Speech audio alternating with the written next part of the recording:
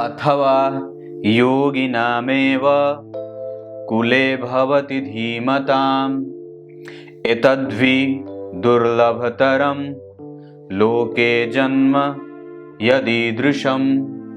प्रिय दर्शकों नमस्कार, एक बार फिर से उपस्थित हूं आप सबके सामने शुक्रवार के बाद शनिवार के कार्यक्रम में। अनुष्का पांडे जी और भी कई दर्शक जो पिछले कई दिन से लगातार ये पूछ रहे थे और बोल रहे थे कि पंडित जी पूर्व जन्म के बारे में कुछ बात बताइए। प्रत्येक व्यक्ति का ये पहला जन्म तो नहीं होता है, इसके पहले हम कई यात्राएं कर चुके होते हैं। इसी के बारे में आपको 5 अनोखे और अद्भुत तथ्य बताने वाला हूं।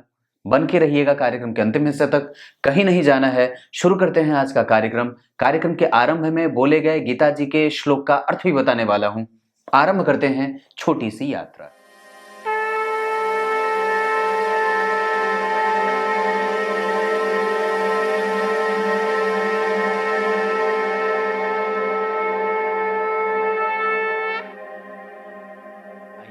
आपको सीधे विषय पे लेके आता हूं।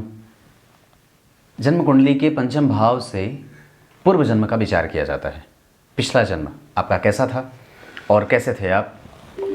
अब उसके बाद और भी चीज़ें कई होती हैं जो, जैसे अगले जन्म के बारे में, भविष्य का अगला जो जन्म आने वाला है उसको जन्म कुंडली के 9वें भाव से विचार किया जाता है। पर हमारी चर्चा आज जो है वो पूर्व जन्म पे है। पिछले जन्म में हम कहाँ से थे और कैसे थे। देखिए, एक बात है जो सबसे आसानी से समझने में आनी चाहिए कि आप बड़े सिद्ध हो जाते हैं, परिपक्व हो जाते हैं, संत हो जाते हैं और शुद्ध उच्च कोटि के जब परमात्मा धर्मात्मा एकदम महंत हो जाते हैं, तब जाकर के आपको पिछले जन्म की बातें याद आती हैं। कुछ बच्चे ऐसे होते हैं जो कई बार उनको पिछले जन्म की बात याद आ जाती है, परंतु जब हम जन्म कुंडली में इस बात को, ज्योतिष में ऐसे कोई भी सवाल के उत्तर नहीं जो ज्योतिष में नहीं है। तो जन्म कुंडली के पंचम भाव से, वस्तुतः पंचम भाव से पूर्व जन्म का विचार किया जाता है। यहाँ से वेद मंत्रों का और मंत्रों के उच्चारण का विचार किया जाता है। लेकिन जन्म कुंडली में आज मैं आपको 5 ऐसे सूत्र बताने वाला हूँ जिससे ये बात पता चलेगी कि आप पूर्व जन्म में कैसे थे। जैसे अगर आपकी कुंडली में 4 ग्रह उच्च के होकर के बैठे हों या स्वराशि के होकर के बैठे हों। जैसे मैंने चंद्रमा को उच्च का बिठाया है, गुरु को उच्च का बिठाया है, सूर्य को उच्च का बिठाया है और मंगल को उच्च का बिठाया है।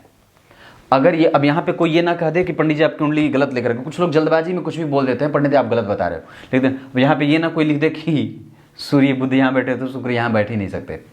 जल्दबाजी में पहले बात को समझने का प्रयास करना चाहिए। अब कुछ लोग ये बोल देंगे सूर्य बुध यहाँ बैठे तो शुक्र यहाँ बैठ ही नहीं सकते। यहाँ मैंने बिठाया है और ये क्यों बिठाया है ये इसी कार्यक्रम में बताऊँ। तो मैं क्या बोल रहा था कि अगर जन्म कुंडली में 4 ग्रह आपकी कुंडली में स्वराशि के या उच्च के होकर के बैठे हों तो व्यक्ति उच्च प्राप्त, जो पिछला जन्म उसका होता है वो संत जन कहते हैं कि, या हमारे जो पूर्वज हैं, हमारे ऋषि महर्षि जो ज्योतिष के दैवज्ञ है, वो ये कहते हैं कि उच्च कुल का जो जातक था वो जन्मा हुआ है, वो और उच्च कुल में पैदा हुआ था। पिछले जन्म में भी उसने बड़े उच्च योनि में जन्म लिए थे और इस जन्म में भी बड़ा अच्छा उसका सत्कर्म, या फिर इस जन्म में भी उसको बड़े अच्छे लाभ की प्राप्ति होने की आशंका बढ़ जाती है या ऐसी स्थिति बनती है, संभावना बनती है। दूसरी बात कि अगर जन्म कुंडली में लग्न में चंद्रमा बैठे हों और उच्च के हों, ये तो पहली बात रही कि 4 ग्रह उच्च के हों तो व्यक्ति उच्च जो है वो योनि को प्राप्त करता है। मैंने क्या लिखा है, जन्म पूर्व योनि विचार। पूर्व जन्म की योनि जो थी वो कैसी थी। पूर्व जन्म में व्यक्ति कहीं शुकर मुकर तो नहीं बन के बैठा था या कुछ कमजोर योनि को प्राप्त तो नहीं करके बैठा था। तो ऐसी स्थिति पहले शर्त पे बनी। दूसरे शर्त में अगर चंद्रमा उच्च के बैठे हों, लग्न में हों या फिर केंद्र में बैठे हों, लग्न चतुर्थ सप्तम या दशम, या फिर जन्म कुंडली में शुक्र अगर जन्म कुंडली के सप्तम स्थान में या लग्न में बैठे हों, या तो उच्च के हों या फिर स्वग्रही हों या फिर केंद्र में ही बैठे हों, तो ऐसी स्थिति में व्यक्ति व्यापारी होता है और बड़ा ही शुद्ध शांत मनस्वी होता है। पूर्व जन्म में वो था, इस जन्म में नहीं, वो था। हो सकता है उसका प्रभाव इस जन्म में भी दिख जाए, क्योंकि आप कहीं एंड होते हो, फिर जाकर के आपका फिर जो आपका है पुनर्निर्माण होता है। पता है ना, जैसे कि पिछले जन्म में आप क्या थे, आपके संस्कार कैसे थे, तभी तो आप इस जन्म में उसी चीज़ को जो है वो फिर से आगे बढ़ा रहे हैं। अब जैसे आप अगर मान रहे हैं धर्म को तो चलो ठीक है, लेकिन अगर नहीं मान रहे हैं तो उसमें हो सकता है कि आप इस जन्म से प्रभावित होकर के ना कर रहे हो, उसका प्रभाव पिछले जन्म का भी होता है, क्योंकि वो पिछले जन्म के संस्कार जो हैं वो इस जन्म में भी कहीं ना कहीं जुड़े होते हैं और उसी चीज़ का जो है वो बीज रूपी परिणाम हम फल के रूप में प्राप्त करते हैं और इस जन्म में हम धर्म से, कर्म से, पुण्य से और श्रेष्ठ कर्मों से युक्त होते हैं। तो तात्पर्य ये है कहने का कि अगर जन्म कुंडली में चंद्रमा उच्च के हो के लग्न में बैठे हों या फिर केंद्र में बैठे हों तो व्यक्ति अच्छा व्यापारी होता है, सद्गुणी होता है और श्रेष्ठतम कर्मों को करने वाला होता है, अच्छे योनि से आता है, श्रेष्ठतम स्थिति को वो प्राप्त कर चुका होता है पिछले जन्म में। ये तो दूसरी शर्त थी या दूसरी बात थी। तीसरी बात, अगर जन्म कुंडली में लग्न में राहु बैठे हों, ध्यान से समझने की बात है बड़ी राहु को लेकर के, अगर लग्न में राहु बैठे हों तो व्यक्ति दुष्ट होता है। कंफ्यूजन तो वहां भी राहु जो है वो देते ही हैं, पर व्यक्ति की कुंडली में अगर लग्न में राहु बैठे होंगे तो व्यक्ति को दुर्गुण से युक्त, हमेशा परेशान रहने वाला और अभद्र वाणी को बोलने के साथ साथ अभद्र जो है वो स्वास्थ्य को धारण करने वाला, गरीबी को प्राप्त करने वाला था, इस जन्म में भी है। ये राहु को देख करके आपको पहचानने की बात होती है। आपकी कुंडली में अगर आगे भी बताऊंगा, अभी सिर्फ 5, इस पे 15 से 20 सूत्र हैं, पर आज 5 बता रहा हूं। अगर लग्न में राहु बैठे हों यानी कि पूर्व जन्म जो था, पिछला जो उसका योनि था व्यक्ति का, वो ठीक नहीं था टोटली, मतलब कमजोर, चाहे धन से हो, चाहे बुद्धि से हो, चाहे संस्कारों से हो, ऐसी बात बनी है। उसके बाद अगर जन्म कुंडली में सूर्य 12वें, 8वें या 6ठे बैठे हों या फिर नीच राशि के बैठे हों तो व्यक्ति दुरात्मा, खराब बुद्धि का, असंयमित जीवन जीने वाला, पिता से संबंधों को खराब करने वाला या फिर हमेशा ही समाज में निष्ठुरता का भाव प्राप्त करने वाला या अच्छा नहीं होता है। पूर्व जन्म में वो ऐसा था।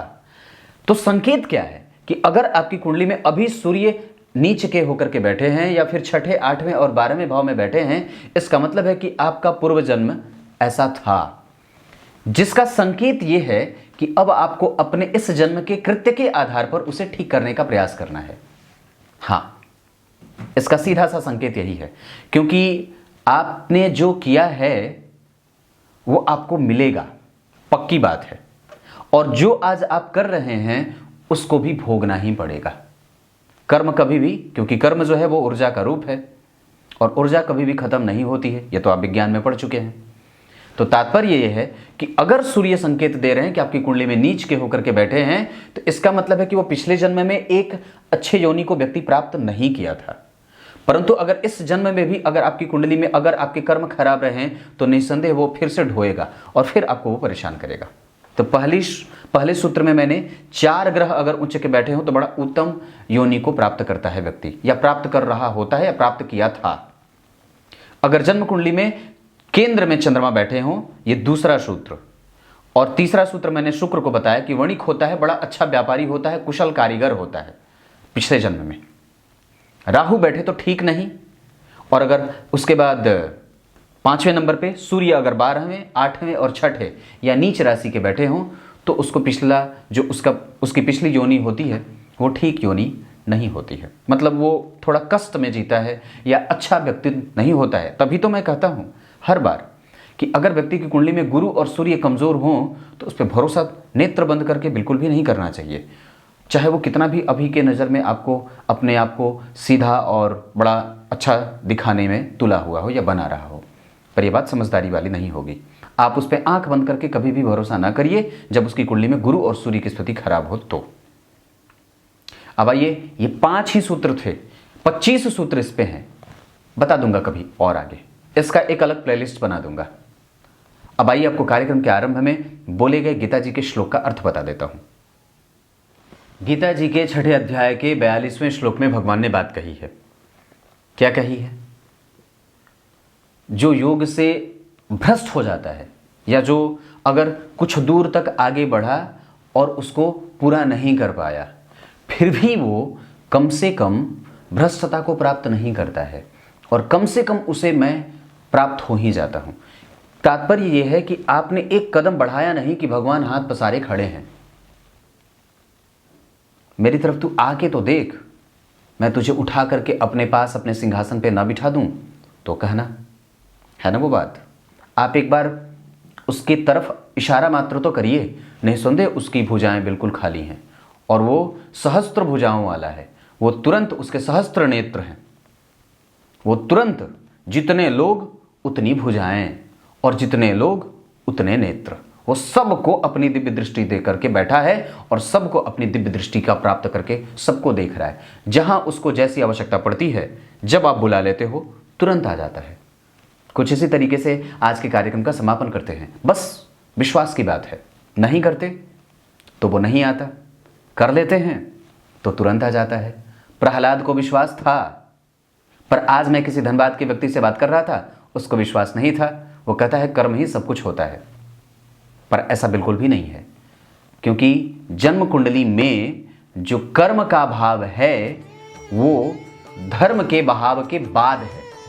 ये कर्म का भाव और ये धर्म का भाव, ये पराक्रम करा, ये प्रतियोगिता करी, ये भाग्य का बल मिला, तब जाकर के आपका कर्म हुआ। इन मूर्खों को कौन समझाए। तब तक के लिए बहुत बहुत नमस्कार।